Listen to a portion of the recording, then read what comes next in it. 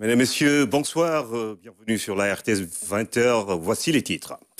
Le président de l'Assemblée nationale de la République populaire de Chine, hôte du Sénégal, Zhao Leji, a été reçu par le président de la République Macky Sall avant de rencontrer son homologue sénégalais. Visite pour renforcer la coopération entre les deux pays qui co-président le forum Chine-Afrique FOCAC.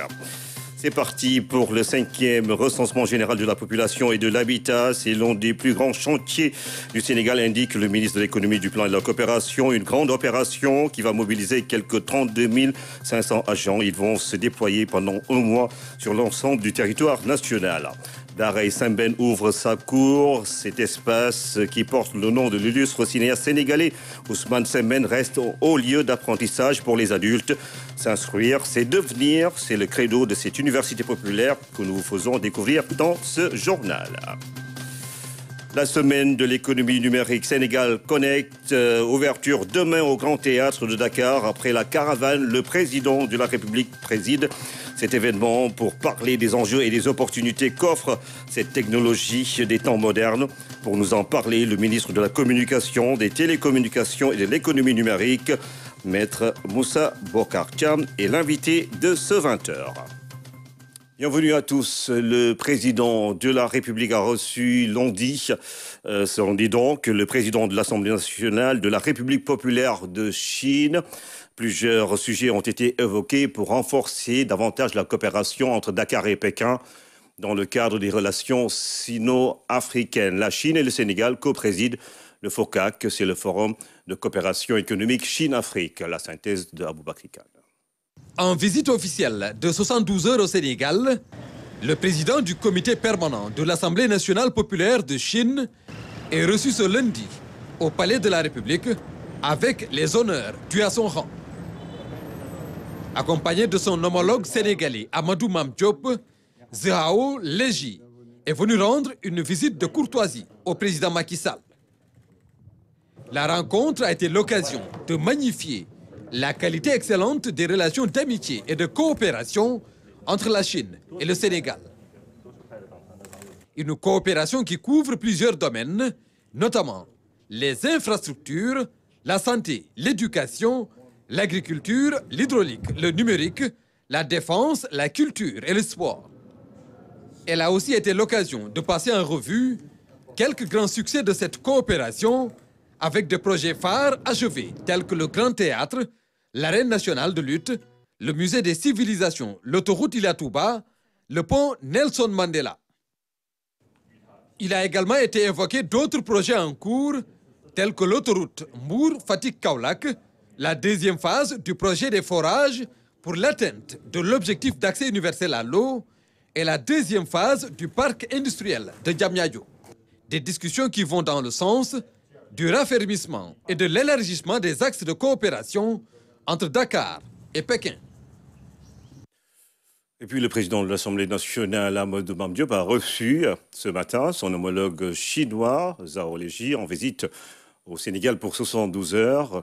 Séjour qui sera mis à profit pour élever le niveau de la coopération entre les deux institutions et faire avancer les relations bilatérales entre le Sénégal et la Chine. Mariam Biramba. Un décor circonstanciel pour un hôte de marque. Le président du comité permanent de l'Assemblée populaire nationale de la République populaire de Chine, Zhao Leji. Au premier rang, Amadou Mame Diop. C'est aux environs de 10 heures que le responsable chinois est arrivé. Invité par son homologue sénégalais, cette visite permet aux parlementaires sénégalais et chinois de renforcer davantage la coopération déjà très dynamique entre les deux pays. Nous y voyons l'illustration parfaite de l'exemplarité du partenariat entre nos deux pays, la Chine étant devenue le premier partenaire économique du Sénégal. Partenariat fécond porté par une forte impulsion politique et diplomatique. Depuis les années 60, le Sénégal et la Chine entretiennent des relations culturelles et économiques étroites. Une situation bénéfique pour les deux pays. La Chine et le Sénégal sont des partenaires importants. C'est ma première visite à l'étranger en tant que président du comité permanent de l'Assemblée populaire nationale de Chine. Je suis également le premier président du comité permanent de l'Assemblée populaire nationale de Chine à effectuer une visite au Sénégal. L'objectif de ma présente visite est de mettre en œuvre davantage les consensus importants de notre chef d'État, d'élever le niveau de la coopération entre nos institutions législatives et de faire avancer sans cesse nos relations bilatérales. La Chine et le Sénégal, de bons amis et partenaires sur la voie du développement. Ce mardi, Zhao Leji effectuera une visite au parc industriel de Diamniadio, une étape qui mettra fin à ses 72 heures de séjour au Sénégal. Dakar abrite la 6e conférence biennale de l'Association des correctionnels d'Afrique, ASCA. C'est du 15 au 19 mai, 400 participants venus de 30 pays. Membres de cette association sont présents dans la capitale sénégalaise pour parler de ce sujet, comment bâtir des systèmes pénitentiaires résilients, leçon de la pandémie Covid-19. Il s'agit de combiner les efforts afin d'améliorer les conditions de détention en Afrique. Ouverture ce matin à Matadem.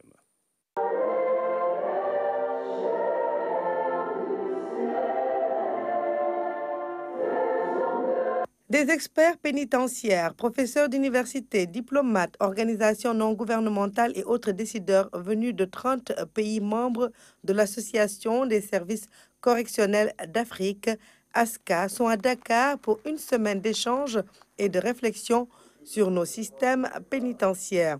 La rencontre de Dakar va sans nul doute sonner une prise de conscience collective de l'importance pour nos États de la place du service pénitentiaire dans l'architecture sécuritaire. Mais pour bâtir des systèmes pénitentiaires résilients, basés sur les leçons tirées de la pandémie à Covid-19, il faudra revoir certains points essentiels. Promouvoir la collaboration entre les acteurs du système judiciaire pénal, s'efforcer d'améliorer les services de santé dans les établissements correctionnels, impliquer davantage la communauté dans la réhabilitation et la réinsertion des détenus. 400 participants réunis pour réfléchir sur les voies et moyens à mettre en place pour améliorer les conditions de détention en Afrique. Les prisons sont un élément essentiel d'un système démocratique et jouent un rôle crucial dans la protection de nos communautés, la réadaptation des détenus, l'application de la loi et le maintien de l'ordre. Nous devons continuer à investir dans nos prisons pour assurer leur efficacité et leur capacité à remplir ces fonctions importantes. Ainsi, des programmes de formation professionnelle, de soutien émotionnel et de traitement médical sont mis en place pour aider les détenus à acquérir les compétences et connaissances nécessaires pour une bonne réinsertion dans la société. Dans une société démocratique, il est essentiel de garantir que tous les citoyens sont traités équitablement devant la loi et que les infractions commises soient punies de manière appropriée. Les prisons servent de lieu de détention pour les personnes qui ont été jugées coupables d'infractions et qui ont été condamnées à une peine de prison.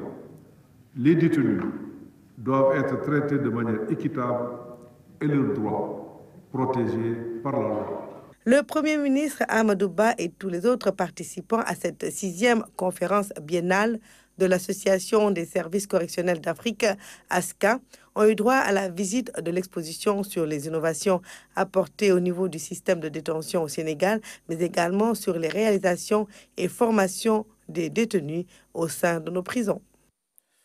Le Premier ministre est rendu hier au quartier Pékin de Saint-Louis. Les eaux stagnantes ou usées perturbent le sommeil des habitants qui ont arboré des brassards rouges à son arrivée avant de revenir à de meilleurs sentiments suite aux engagements pris par Amadou Ba à Ramdor. Des brassards rouges rendus au Premier ministre parce que l'écoute a été attentive, les doléances prises en compte et les dispositions annoncées rassurantes. Nous sommes à Pékin, quartier de Saint-Louis confronté depuis longtemps à des problèmes d'assainissement et d'accès à l'eau potable. Pékin, monsieur le Premier ministre, dafa am problème d'assainissement. L'assainissement est notre principal problème à Pikine, Monsieur le Premier ministre. Nous en souffrons énormément et nos enfants également en pâtissent.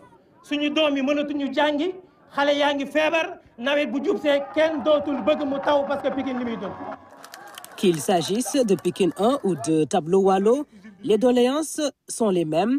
Déficit d'infrastructures et cohabitation dangereuse avec les eaux usées et pluviales.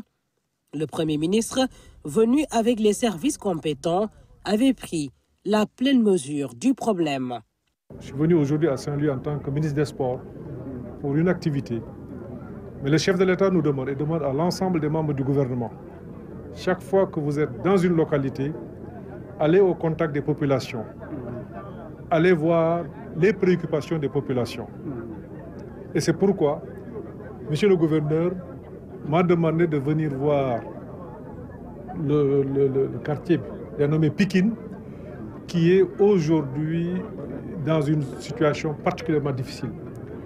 Du fait des travaux d'assainissement qui avaient été entrepris depuis 2018, travaux qui sont à l'arrêt.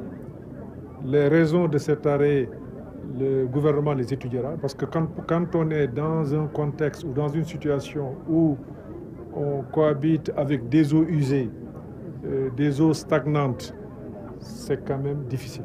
C'est quand même difficile. Et nous avons été avec les populations sur le terrain.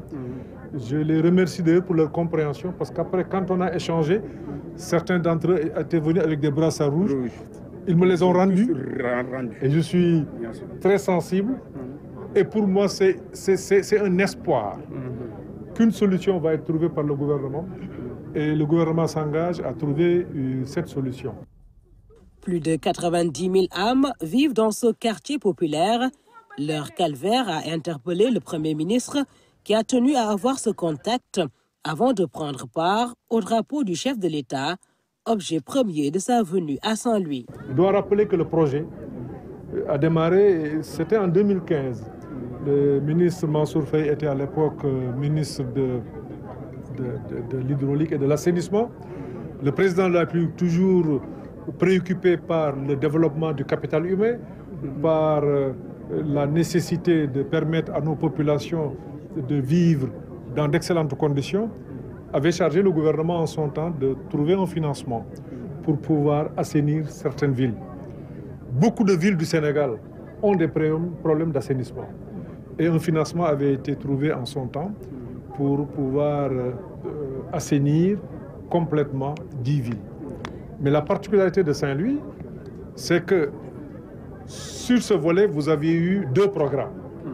Un programme d'assainissement concernant les eaux usées et un autre programme d'assainissement concernant les eaux pluviales. Et le programme connaît des difficultés, ça on l'a constaté, moi-même je l'ai vu. Donc dès mon retour à Dakar, je verrai cela dans le cadre du gouvernement. Mais ce que je puis dire, c'est que toutes les dispositions vont être prises. Vraiment, toutes les dispositions vont être prises pour que les travaux puissent redémarrer dans les meilleures conditions et dans le délai le plus court. Les problèmes d'inondation à Saint-Louis sont connus. Ici, à Boudjouk, l'État a pris la décision de recaser les populations sinistrées de la Langue de Barbarie. Quelques 500 parcelles dont les constructions avancent bien, comme constaté de visu par le Premier ministre. Une journée de visite qu'il a aussi conduit à Khariala, devant abriter un complexe sportif également attendu par les populations. Restons sur ce chapitre avec l'opération Wadial Nawet. Le ministre en charge de la gestion et de la prévention des inondations poursuit ses visites de chantier. Issa Diop s'est rendu à la zone de captage à Camaren, à la cité Bellevue, avant de finir à Yoff. Maman Moussagna. Dans la commune de Yoff, le centre de santé Philippe Maguilène Senghor est un point bas très connu. Ici se centralisent presque toutes les eaux. Au cœur de l'infrastructure hospitalière, le personnel est dans l'angoisse chaque année à l'approche de l'hivernage. L'État du Sénégal a décidé de faire face au fléau en mettant en place un dispositif spécial. Un point critique qui nous cause énormément de difficultés et qui a été pris en charge dans le cadre d'un projet sur instruction du chef de l'État, son Excellence le Président Macky Sall. À Ouakam, les travaux de curage et de reprofilage du canal ont démarré. Le canal part de l'aéroport militaire Léopold Sédar Senghor et longe la cité Mbakiou Faye pour étendre ses tentacules vers la mer. Le ministre Issakha Diop a écouté religieusement les techniciens de l'ONAS lui expliquer les stratégies mises en place pour parer à toute éventualité. Au pas de charge, le ministre a parcouru la cité Mbakiou Faye et ses environs jusqu'au mur de l'aéroport militaire qui ceinture le quartier. Autre étape de la tournée, la zone de captage, là où presque toutes les eaux de Dakar, venant de Castor, Yoff, HLM, Grand Yoff et autres, se retrouvent. Les gros moyens sont déployés ici pour accueillir sans dommage les eaux pluviales. La difficulté ici, c'était surtout la capacité de stockage du bassin. Aujourd'hui, avec les travaux de curage et de reprofilage du bassin, on va avoir peut-être une capacité de plus de 100 000 m3. Et le renforcement aussi des pompes, il faut prendre en compte qu'il y aura une reprise du mur de clôture, donc pour plus sécuriser, pour éviter les risques de débordement. Parlant des délais, le ministre Issakha Diop a rassuré les populations quant au suivi des chantiers entamés. On ne pourra pas tout terminer d'ici le début de l'hivernage, mais vous avez vous-même constaté un démarrage effectif des travaux. C'est une instruction ferme du chef de l'État, son Excellence le Président Macky Sall. Donc nous allons suivre en relation avec tous les services concernés, mais aussi avec l'entreprise, pour prendre en charge cette question. Le ministre chargé de la gestion et de la prévention des inondations poursuit sa tournée dans le cadre du programme Wadial Nawet. Il est attendu dans d'autres localités pour une supervision des travaux destinés à la mise en place d'infrastructures dédiées aux eaux pluviales. Nous recevons sur ce plateau du 20h le ministre de la Communication, des Télécommunications et de l'économie numérique pour parler avec Maître Moussa Bokar Thiam de cette semaine du numérique. On va vous poser la question qui coule de source. C'est quoi l'intérêt de cette semaine quand on sait que le numérique est devenu incontournable? Tout à fait. Vraiment, merci beaucoup. Merci de l'invitation. Et c'est avec vraiment plaisir que je suis présent ici au 20h pour effectivement expliquer encore une fois l'intérêt que le numérique doit susciter, surtout chez les jeunes. Ce forum du numérique, cette semaine du numérique que nous avons initié, c'est la première édition, parce qu'enfin, avant, c'était le forum du numérique en une seule journée. Ça se passait au CICAD, avec un public plus ou moins restreint. Cette fois-ci, avec l'autorisation et l'impulsion de son Excellence le Président de la République, nous avons quand même décidé de rendre plus visible cette activité. Au lieu d'en faire un forum, nous allons en faire une semaine du numérique. Et au préalable, nous avons fait une caravane à travers tout le pays. Nous avons sillonné toutes les 14 régions du Sénégal. Et c'est le lieu pour moi de remercier vraiment les populations que nous avons rencontrées dans le cadre de la caravane Sénégal Connect.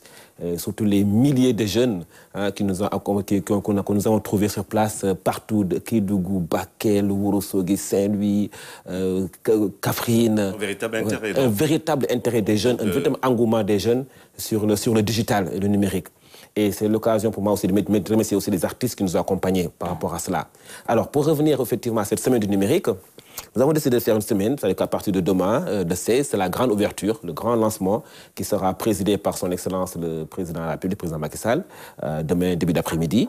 Et c'est l'occasion pour nous, il y aura un accueil des jeunes, de ces milliers de jeunes qui seront avec lui, qui vont communier avec lui, qui vont encore lui rappeler effectivement l'intérêt et l'espoir que ces jeunes ont par rapport au numérique, qui est une source d'emploi, je peux dire, intarissable et irréversible. Parce que je vois qu'aujourd'hui, le focus doit être mis justement par rapport aux possibilités qu'offre aujourd'hui le numérique, le digital, surtout pour l'emploi des jeunes, l'insertion aussi des diplômés. Bien sûr. Alors, donc, cette innovation qu'on a cette année, c'est le Grand Théâtre, qui sera pendant une semaine, qui va bouger sur le rythme du numérique, Sénégal Connect. Et d'abord, pour l'instant, au moment où je vous parle, tout le Grand Théâtre est connecté, Wi-Fi gratuit, ouvert, sans code, ouvert, connecté, qui peut recevoir plus de 50 000 personnes qui peuvent se connecter en même temps, tout est disponible. Donc, vous pouvez connecter gratuitement demain quand vous serez à la cérémonie. En direct, je rappelle que ça en direct sur la RTS. Effectivement, ça en direct sur la RTS et sur certains plateaux aussi, digitaux aussi. Surtout les influenceurs aussi, parce qu'effectivement, il faut que le numérique s'adapte aussi à la situation. Aujourd'hui, on sait qu'il y a beaucoup d'influenceurs, de jeunes qui sont un peu sur TikTok, sur WhatsApp, sur Facebook. C'est eux aussi qui portent aussi la communication et l'information dans le domaine du numérique. Bien sûr. Mais monsieur le ministre, quand vous parlez de Sénégal Connect aujourd'hui, qu'est-ce qu'on devrait pouvoir comprendre? Alors, ce qu'il faut comprendre, c'est que surtout, c'est le point de vue des opportunités. L'opportunité qu'offre effectivement le numérique, surtout pour l'emploi des jeunes, pour la formation. C'est pourquoi, en fait, nous avons des panels, nous avons des séances de formation par Facebook, Metaverse, qui sont données aux jeunes. Nous avons des séances de formation aussi par ce qu'on appelle le Digitrack. C'est une salle mobile de formation qui peut se déplacer partout et qu'on a mis en place au niveau du Grand Théâtre pour que les jeunes aussi puissent voir les opportunités de formation et qui sont des formations très simples qui peuvent tout de suite permettre aux jeunes d'avoir déjà les outils, le b.a.-ba effectivement du digital. Alors, ce qu'il faut comprendre surtout, c'est qu'il y a des enjeux majeurs. Parce que les startups aujourd'hui au Sénégal, nous avons des centaines de startups qui font des innovations, mais que je découvre moi, effectivement. Je suis vraiment étonné. Comment le génie sénégalais est là. D'ailleurs, c'est pourquoi, effectivement, je remercie son Excellence président de la République qui a mis en place le Grand Prix du chef de l'État pour l'innovation. Alors, ce Grand Prix était à 10 millions, le Grand Prix était à 10 millions les années passées. Aujourd'hui, il a porté ce Grand Prix à 30 millions. Alors, le Grand Prix a été emporté par un jeune Sénégalais du nom d'Aziz Diop, qui est à Saly, et qui a créé une plateforme de distribution, de livraison autonome de denrées alimentaires et de produits d'épicerie.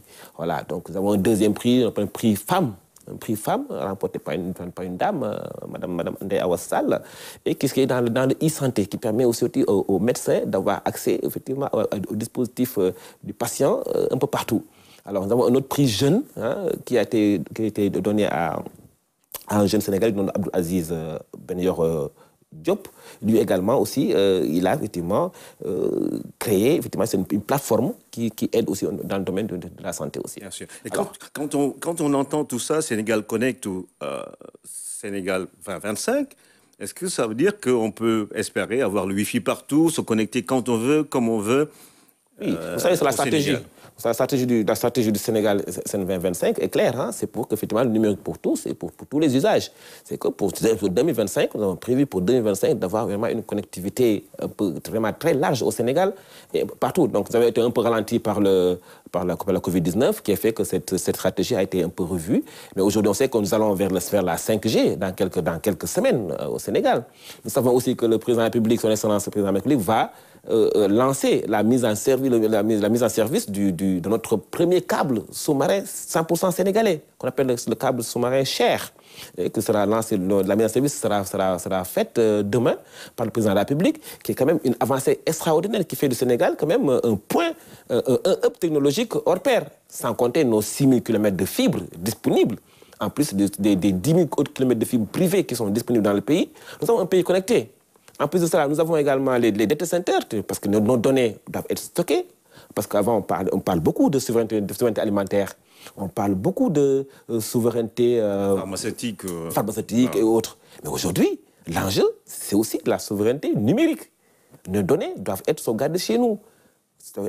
Parce qu'il y a plusieurs utilisations qui peuvent être faites de nos données. Pour des raisons stratégiques. Des raisons stratégiques, de sécurité et de défense. Donc, au-delà maintenant, c'est la raison pour laquelle nous avons déjà notre data center national au niveau géré par la CENOM. D'ailleurs, je profite de l'occasion pour féliciter le directeur général, M. Cheikh Bakoum, qui fait un travail extraordinaire dans son secteur. Et nous avons ici le parc de technologies numériques qui va être bientôt livré, mais avec un data center qu'on appelle Tier 4, c'est-à-dire que c'est un data center de dernière génération, sur une tour sur R+4, avec vraiment pour stocker des centaines de milliers de millions de données sénégalais qui peuvent être disponibles ici. Alors, dans ça, le président de la République, c'est un ingénieur, c'est un scientifique. Il a tout à fait compris les enjeux. Mais aujourd'hui, ce que je voulais seulement dire, c'est que j'appelle les jeunes de ce pays de venir à partir de demain, au Grand Théâtre. Ils vont voir, il y a plus de 150 entreprises qui sont installées. Privé ou public? Privé, dans le privé, dans le public, il y a un peu de tout. Mais la plupart, c'est des entreprises privées, des dimensions internationales qui sont là, qui sont déjà sur place, pour effectivement montrer aux jeunes les nouvelles opportunités, les nouvelles solutions, les innovations dans le domaine. Parce qu'on sait que c'est un domaine qui avance très vite. Et vous savez, maintenant, on parle beaucoup d'intelligence artificielle. C'est un thème extrêmement important parce qu'on sait qu'aujourd'hui, les choses changent. Et il y a même un rapport que je disais la semaine dernière, on disait qu'effectivement, avec l'intelligence artificielle, nous risquons plus de 300 millions d'emplois vont disparaître. Et raison pour laquelle nous allons faire un thème très intéressant qui m'intéresse, que je vais présider d'ailleurs. Mon métier existera-t-il demain? Avec les robots et tout ça. Avec les robots, oui, qui remplacent dans certains pays. Effectivement, donc il y a un grand débat, il y a beaucoup de métiers où on se dit, est-ce que ces métiers c'est demain? Parce que même l'inventaire aujourd'hui dans les grandes surfaces, dans les grands magasins, l'inventaire se fait par un drone qui calcule tout, qui se fait le travail que l'humain devait faire en 1 mois, lui, le robot l'a fait en 5 minutes. Alors finalement, on arrive vraiment on se pose des questions. Voilà, en tout cas, je voulais justement inviter vraiment les jeunes à venir en masse. Déjà, nous aurons demain une forte mobilisation des jeunes du Sénégal partout dans le pays. Ils seront là, accompagner le président de la République. Ils vont visiter les stands, voir les nouvelles innovations. Et c'est toute la semaine, jusqu'à samedi. Alors, le samedi, nous allons offrir un grand concert. Parce que je pense que le Sénégal Connect est marqué par... Il y a une touche jeunesse. Et la jeunesse, c'est l'animation, le digital, les nouvelles technologies, le smart, hein, voilà, c'est ça, et surtout tout ça dans la gaieté et dans l'humour. Bien sûr, parce que quand vous parlez de l'intelligence artificielle, de toute façon, il faut qu'il y ait la main de l'homme pour cliquer un robot ou une machine. Alors, est-ce qu'aujourd'hui, vous avez assez de contenu pour tenir en 1 semaine? Nous? Oui. Dans le cadre de la semaine numérique? Oui. Ah oui, nous sommes même débordés. Il y a assez de matière. Il y a assez de matière. N'oubliez pas, puisque le numérique est transversal, nous avons bien sûr impliqué toutes les universités du pays.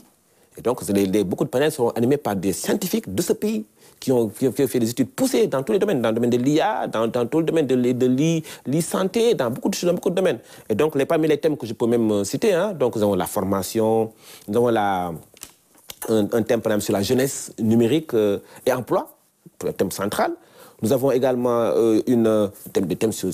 des panels sur la cybersécurité, sur la culture et la créativité, sur les jeux vidéo et tout ça.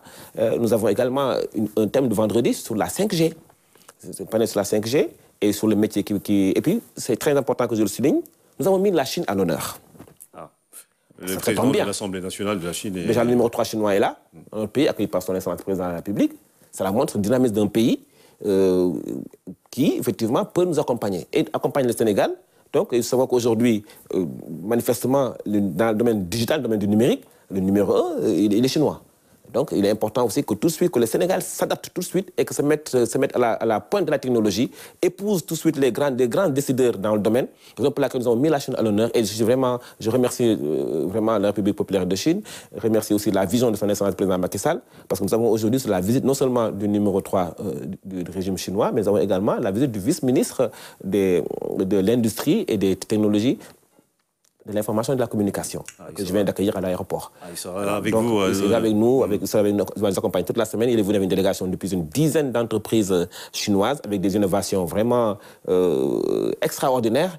Et c'est l'occasion que je voulais vraiment saisir pour appeler vraiment encore une fois que tous les jeunes Sénégalais, les étudiants, que tout le monde vienne effectivement s'intéresser à ce que se fait durant la semaine du numérique. Et pour le télétravail, ceux-là qui vont prendre peut-être demain le BRT... Aujourd'hui, Voilà. les terres ou ceux-là qui peuvent rester à la maison pour faire leurs réunions. Est-ce que vous avez prévu d'en parler? Oui, bien sûr, parce que déjà, même nous, la semaine du numérique elle-même, le Sénégal Connect, déjà, les badges d'entrée, il suffit de se connecter sur senegalconnect.sn.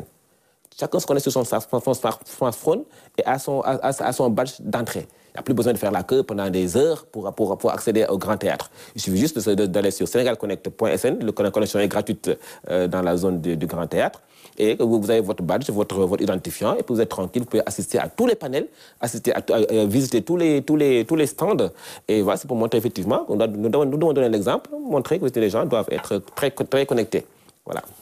Merci, monsieur le ministre, pour Merci, avoir... je vous dis à demain alors. Bah oui, à demain, en direct sur la RTS. Et puis, voilà. Merci beaucoup. Vivement que nos téléspectateurs suivent justement la dynamique que vous avez enclenchée pour faire du Sénégal un hub dans le domaine du numérique. Sénégal Connect. La semaine du numérique, ça débute demain au Grand Théâtre en présence du président Macky Sall. Début du 5e recensement général de la population et de l'habitat. À partir de ce lundi, les 32 500 agents retenus par la NSD vont sillonner le pays et ce pour un mois avant leur déploiement. Le ministre de l'économie, du plan de la coopération leur a rappelé les enjeux d'une telle opération pour le Sénégal. Plus de détails avec Ibrahim Anong. Dernier acte avant le déploiement des équipes sur le terrain. Sous l'attente, tous les acteurs qui interviennent dans le processus de recensement. C'est le 5e recensement général de la population et de l'habitat. D'où l'intérêt de rappeler l'importance d'une telle initiative. 2023 est une année de chantier pour le Sénégal. 3 chantiers pour l'économie et la planification, dont le plus important, c'est le recensement. Le recensement des populations et de la démographie est un chantier extrêmement important. Le deuxième chantier que nous avons, c'est le rebasing de nos comptes nationaux, le recalcul de nos comptes nationaux. Vous savez qu'aujourd'hui, le PIB du Sénégal et tous les calculs dont on vous parle, notre déficit, etc., est basé sur un PIB de 2014. Le troisième grand chantier de notre planification, c'est ce qu'on appelle le PAP 3, le plan d'action prioritaire numéro 3. Ils sont au total 32 500 agents recenseurs. Ils vont sillonner l'ensemble du territoire national pour une durée de 30 jours. Les concernés mesurent déjà l'ampleur de la mission. Nous, agents recenseurs, sommes conscients d'une chose. Le RGPS5 est capital pour notre cher pays. En effet, le recensement permet de connaître la composition et les caractéristiques de la population de l'habitat du Sénégal. Il permet également de connaître les besoins et les défis auxquels notre pays est confronté.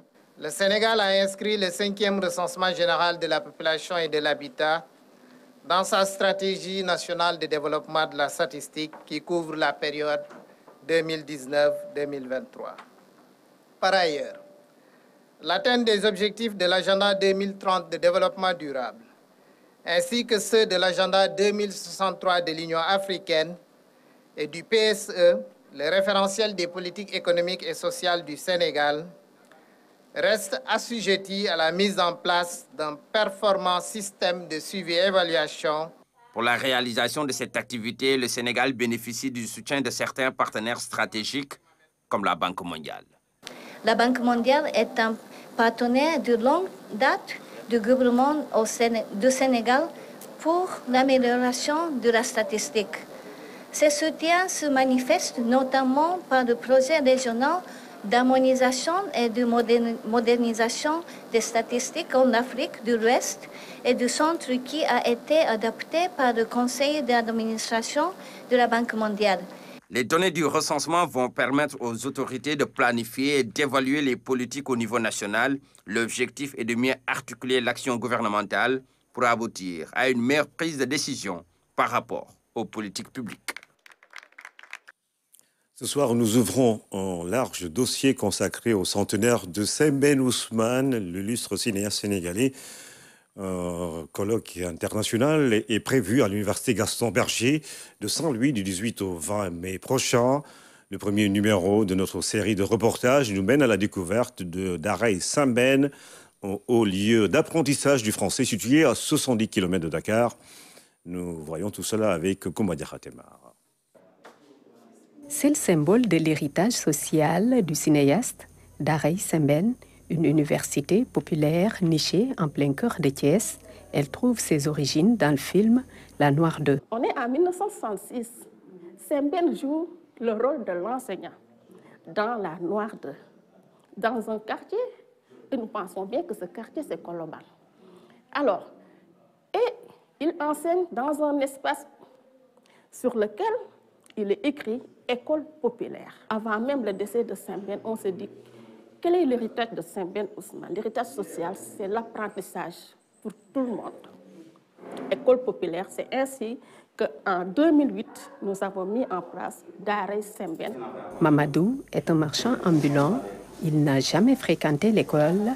Après 4 mois passés à Daara Sembène, il lit, écrit et parle le français. Je suis étudiant à Daara Sembène. Il écrit bien, parle un peu bien.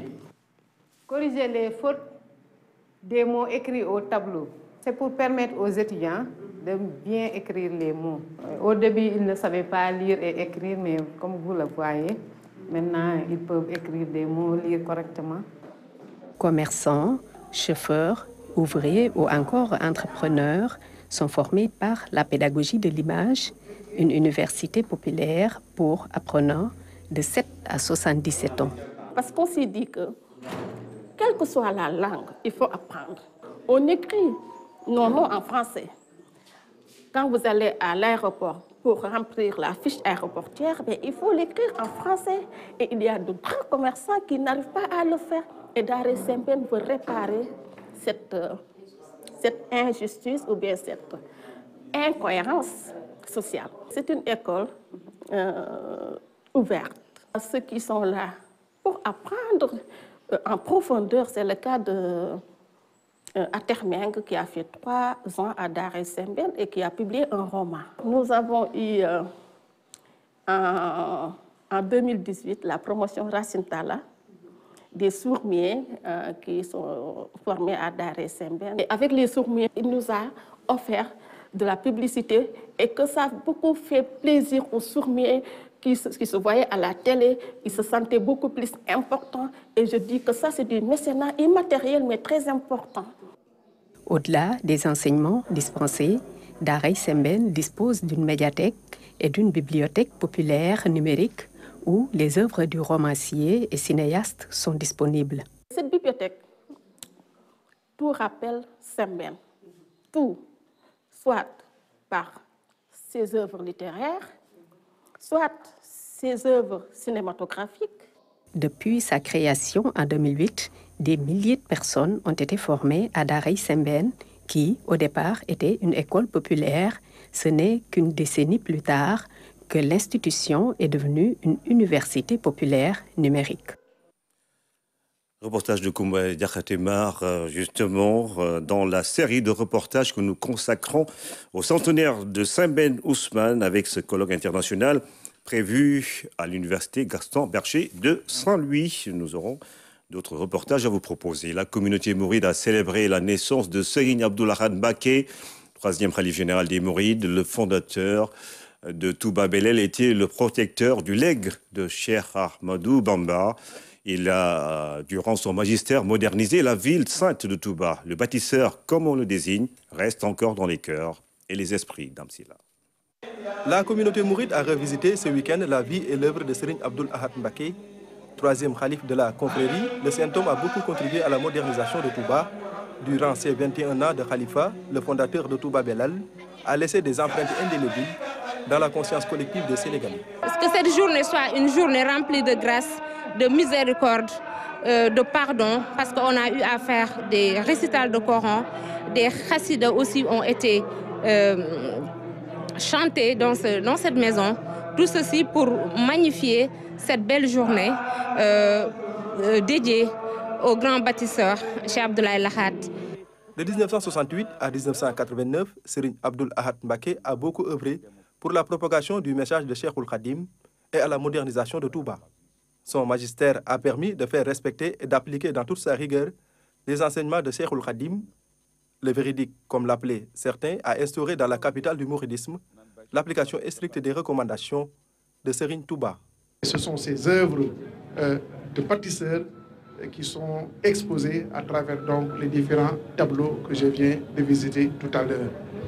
Donc, au-delà de ces œuvres, c'est des leçons à apprendre, des citations pour tout musulman, pour tout citoyen, donc appelé à suivre ces exemples, pour des exemples qui fondent un petit peu la vie de l'individu. On l'appelait aussi le bâtisseur car il a doté la cité religieuse de plusieurs infrastructures. C'est grâce à lui que Touba a changé de visage avec la construction de la résidence Khadim Rassoul, l'élargissement de la grande mosquée, la réfection d'édifices comme Aïnou Rahmati, le marché Okas, l'autoroute, l'université islamique, la brigade spéciale de la gendarmerie pour faire régner l'ordre et la réalisation de la bibliothèque Khadim Rassoul à l'intérieur de laquelle repose le Saint-Homme depuis 1989.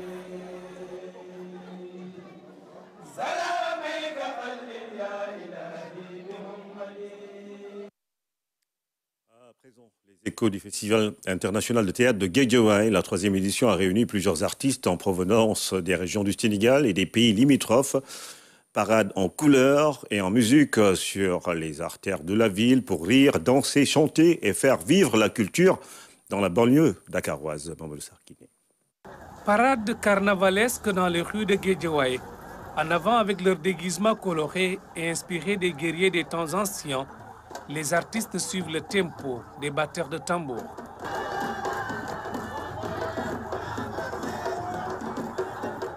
Ce carnaval entre dans le cadre du Festival international de théâtre de Guédiawaye, initié par la compagnie Bëgg Sa Réew. L'organisation, c'est pour promouvoir les jeunes talents yi nga xamanteni ñu ngi ci banlieue bi ak fépp ci Sénégal.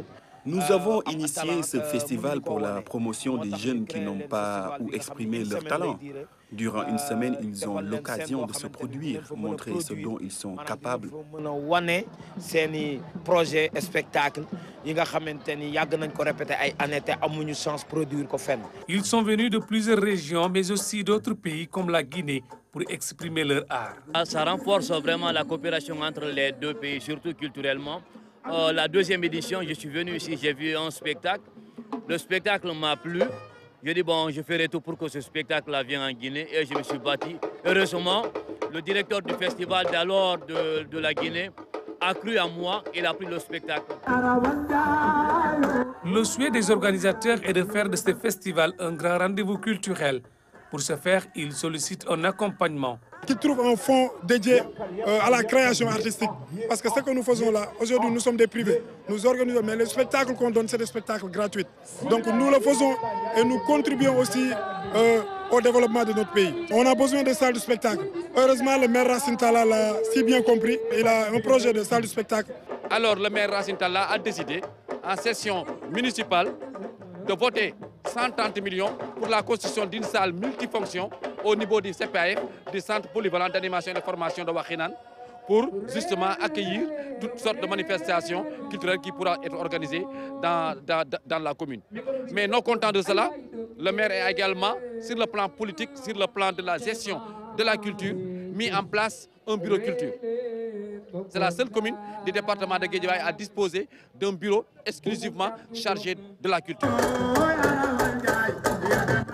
La 3e édition du Festival international de Guédiawaye s'est déroulée autour du thème « Théâtre vecteur de développement et de citoyenneté ».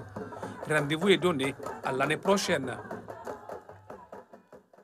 Sport, lutte sénégalaise, le drapeau du chef de l'État à Saint-Louis. Une séance de lutte a réuni plusieurs ténors de l'arène, plusieurs autres champions connus n'ont pas combattu mais ont assisté à des duels épiques. Au final, Dakar conserve son titre de champion. L'événement a été présidé par le Premier ministre Amadou Ba. Un régal pour les amateurs de lutte venus de tous les coins du Sénégal. Show des ténors de l'arène, ambiance des grandes affiches, de la lutte pure, des combats aboutis. Et au final, Dakar conserva son titre. Cet événement a vécu avec l'effervescence et l'engouement de toute la population de Saint-Louis venue assister donc à cette 23e édition qui nous a pris 3 jours, depuis vendredi, samedi et aujourd'hui le dimanche. C'est le lieu pour moi de remercier le CNG, le CRG pour la parfaite organisation donc, de cette 23e édition. Le drapeau du chef de l'État a drainé des foules. Le Premier ministre, ministre des Sports en guest star pour représenter le président de la République. Une présence qui a donné une autre dimension à la fête. Remercier M. le Premier ministre qui est venu au nom du chef de l'État, accompagné du ministre en charge de l'environnement, le ministre auprès du ministre de l'eau et de l'assainissement en charge des inondations, vraiment pour nous honorer de leur présence. Nous savons parfaitement que la lutte occupe une place importante dans l'environnement sportif du Sénégal. Aujourd'hui, le chef de l'État s'est engagé lors de l'audience avec le monde de la lutte à les accompagner, à être auprès d'eux pour que davantage donc, leurs conditions soient améliorées. La forte mobilisation des acteurs de la lutte et du monde des sports sera un motif de satisfaction pour le Premier ministre. Comme un seul homme. Je magnifie la belle organisation et félicite tous les acteurs. J'ai entendu dire qu'ici, cette belle mobilisation des VIP qui font la fierté de tous est une première. Je vous en félicite. Vraiment, Saint-Louis a remporté la palme.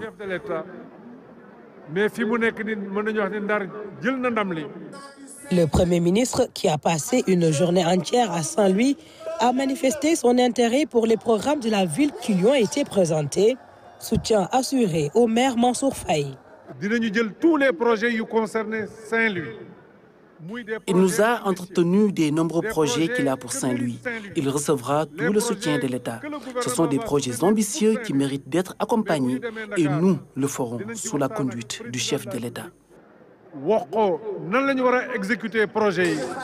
Le drapeau du chef de l'État est couru par les nombreux amateurs. Ils n'ont pas été déçus du spectacle, haut en couleur et des titres décrochés de haute lutte. Football, Sénégal-Maroc, c'est l'affiche de la finale de la CAN des moins de 17 ans. Très attendu, ce match se jouera vendredi prochain. En Ligue 1, Habib Diallo encore frappé avec un doublé et il attend la barre des 20 buts en France. Suivons tout cela dans Actu Sport Express avec Ibrahim Aboub. Une première pour les deux nations en finale de Coupe d'Afrique des moins de 17 ans. Le Sénégal et le Maroc sont en quête de leur premier titre continental dans cette catégorie. La finale se jouera vendredi prochain au stade Nelson Mandela d'Alger. Coup d'envoi, 21h, GMT. Finir le travail et derrière sur ces pénaltys en mort subite. Pendant ce temps, l'équipe nationale des moins de 20 ans est en Argentine. Les hommes de Malik Daf sont arrivés à Buenos Aires samedi. Ils ont joué un match amical perdu 2-1 devant les États-Unis. Les Lionceaux joueront leur premier match de Coupe du Monde dimanche prochain face au Japon. En Espagne, le FC Barcelone est sacré champion de la Liga suite à sa victoire d'hier devant l'Espagnol 4-2. Un 27e titre acquis à 4 journées de la fin du championnat. Le dernier titre des Catalans remonte à 2019. C'est la fin de cette édition, mesdames et messieurs. Merci de nous avoir suivis. Rendez-vous avec l'information à 23h sur la RTS.